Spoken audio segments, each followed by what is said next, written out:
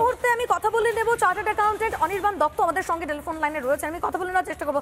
অনির্বাণ বাবু, বেশ কিছু জিনিসপত্র দেখা যাচ্ছে কর ছাড় দেওয়া হচ্ছে, সেক্ষেত্রে সব থেকে উল্লেখযোগ্য যেটি সাধারণ মানুষের জন্য যেটি নিত্য প্রয়োজনীয় জিনিসপত্র, এবং এরই পাশাপাশি আমরা দেখতে পাচ্ছি যে জীবনদায়ী সমস্ত ওষুধপত্র এবং পুষ্টির ক্ষেত্রেও কার্যত গুরুত্ব দেওয়া হয়েছে।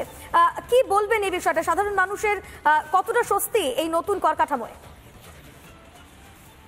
দেখুন, 2017 সালের পর থেকে এই জিএসটির পথ চলা শুরু, জুলাই মাসের 1 তারিখ থেকে, এবং তারপর থেকে জিএসটির যে আমরা কর্মপদ্ধতি দেখেছি, জিএসটির বিভিন্ন রেট ছিল, সেই রেটগুলো সাধারণভাবে যিনি ব্যবসা করেন তাকে এবং যিনি জিনিসপত্র কেনেন সবাইকে বিভ্রান্ত করত।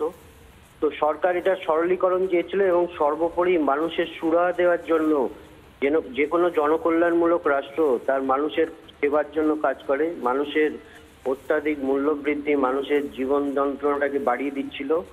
সেই জায়গাতে দাঁড়িয়ে সকালবেলা থেকে যদি আপনি টুথব্রাশ বা টুথপেস্ট থেকে শুরু করেন, মাথার তেল থেকে শুরু করেন, খাবার দাবার থেকে শুরু করেন, জিনিসপত্র সারা দিন ধরে আপনি যে সমস্ত খরচা করেন, সেই সমস্ত জিনিসের উপরে কিন্তু আপনার এফেক্টিভলি জিনিসপত্রের দাম কমবে।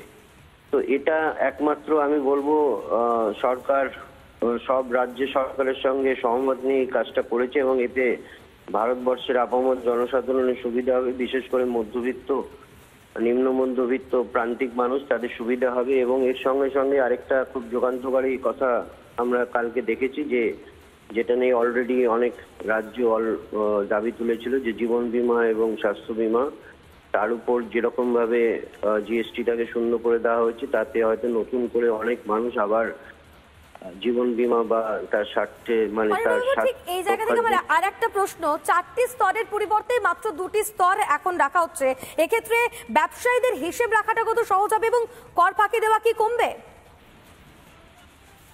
দেখুন, কর ফাঁকি দেওয়ার প্রশ্নটা অন্য, সেটার সঙ্গে জিএসটি রেটের কোনো সম্পর্ক নেই।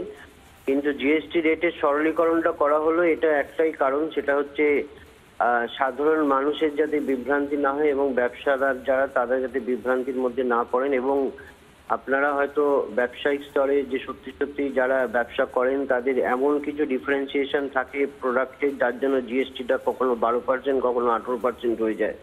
তো সেটা সাধারণভাবে ডিপার্টমেন্ট, মানে আমি বলবো সরকারের যে জিএসটির দপ্তর আছে তারাও কনফিউজ থাকতো, যারা আমরা চার্টার্ড অ্যাকাউন্টেন্ট তারাও, আমরা সাধারণভাবে গ্রাহকদেরকে ঠিকমতো সরকারের যে দেখানো পথ সেই পথ দেখাতে গেলে সরকারের সঙ্গে আমাদের হয়তো অনেক জায়গায় কন্ট্রাডিকশন হতো।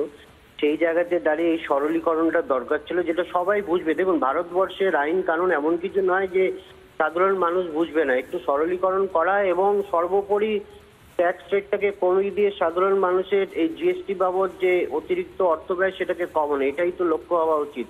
তো সেটাই সরকার করেছে, এবং তাতে সরকারের হয়তো কিছুটা, সরকার বলছে যে অর্থনৈতিক ক্ষতি হতে পারে, কিন্তু এটা তো আমরা দেখেছি যে সাধারণ ব্যয়ের সময়ও যখন কর ছাড় দেওয়া হলো যুগান্তকারী 12 লাখ টাকা অব্দি আপনার কোনো ট্যাক্স দিতে হবে না, তখনও সরকারের 1 লক্ষ কোটি টাকার মতো একটা লোকসান হওয়ার এক্সপেকটেশন ছিল। তো সেটা এখানেও থাকবে, সরকারের ইনকাম করবার অন্য রাস্তা থাকবে, এবং সরকার তো ব্যবসায়িক প্রতিষ্ঠান নয় যে তো আয় করবে। সাধারণ মানুষের সুরাহা যদি না দিতে পারে তাহলে সরকারের দরকার কি আছে? সরকার সেটাই মাথায় রেখেছে, এবং আমরা আমেরিকার রক্তচক্ষুকে উপেক্ষা।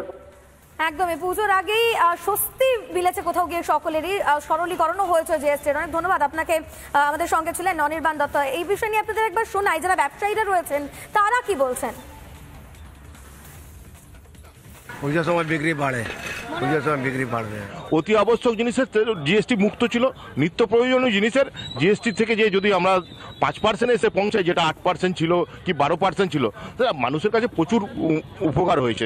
যারা বিমা করতে পারেনি আজ পর্যন্ত তারাও এই বিমা করতে পারবে। এছাড়া যারা বিমাটা করেছে তাদের কিছু টাকা উদ্বৃত্ত সাশ্রয় হবে, সেটাও সে অন্য জায়গাতে নিত্য প্রয়োজনীয় দ্রব্য কিনতে কাজে লাগাতে পারে। দুধের যে আমাদের দাম পড়ে সেই দামটা থেকে একটু যদি কম হয়, মানে আমাদের ক্ষেত্রে সেটা সুবিধা হবে একটু। আর তাছাড়া তো বা ঘি, পনির, বাটার এসব তো আমাদের লাগে, তো কমে গেলে আমাদের আমরা একটু লাভবান হব। মানে যেটুকু কাজটা করেছে সে কাজটা যদি মানে সাকসেস যদি হয়ে যায়, তো আমরা সেই জন্য আমরা একটা উপকৃত হব। জীবনদায়ী ওষুধে যদি লাগু হয় তো এই হয়, ওটা ভালো সুবিধা হবে, যতটুকুই হোক ভালোই হবে, খারাপ সুবিধা হবে। হ্যাঁ, মানুষের কথা চিন্তা ভাবনা করে এটা তো সর্বভাবে সবাইকে স্বীকার করতে হবে, এটা অনবদ্য একটা কি বলবো ডিসিশন। ধন্যবাদ জানাই প্রথমে হিন্দুস্তানের প্রধানমন্ত্রী নরেন্দ্র মোদীজিকে। আজকে আমাদের দেশের প্রধানমন্ত্রী মানে আমাদের কাছে কি বলবো, আমাদের ভগবান। এত পরিশ্রম করার পরে যে জিএসটি কমিয়েছে, আমাদের কিছু হয়তো অর্থনৈতিকের যে আলোটা আমরা দেখতে পাচ্ছি